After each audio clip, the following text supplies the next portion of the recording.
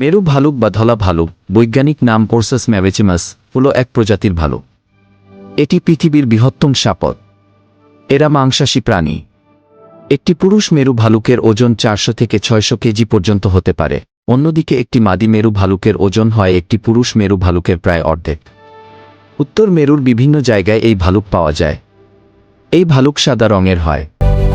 বিশ্ব উষ্ণায়নের কারণে এই ভালুক বিপন্ন।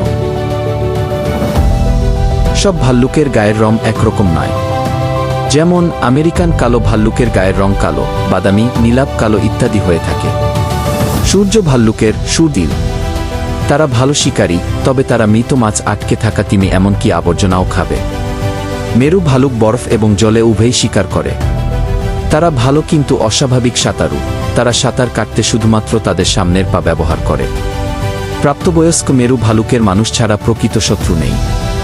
ইনুইট এবং অন্যান্য লোকেরা তাদের পশম এবং মাংসের জন্য মেরু ভালুক শিকার করে। মেরু ভালুক মানুষ হত্যার জন্য পরিচিত, কিন্তু এই ধরনের আক্রমণ বিরল। শীতকালে একটি স্ত্রী পোলার ভালুক একটি তুষারময় গুহায় জন্ম দেয়।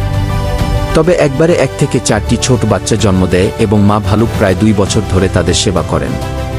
তাদের দুধ ছাড়ানোর পরে শাবকগুলি আরও কয়েক বছর তাদের মায়ের সাথে থাকে, যতক্ষণ না তারা সঙ্গমের জন্য প্রস্তুত হয়।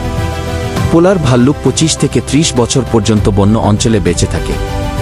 2000 দশকের প্রথম দিকে বন্য অঞ্চলে 20,000 থেকে 25,000 মেরু ভালুক ছিল। বিজ্ঞানীরা ভবিষ্যদ্বাণী করেছেন যে আগামী 40 বছরে এই সংখ্যাগুলি দ্রুত হ্রাস পাবে। একটি কারণ হল আর্কটিক সমুদ্রের বরফের পরিমাণ সংকুচিত হয়েছে।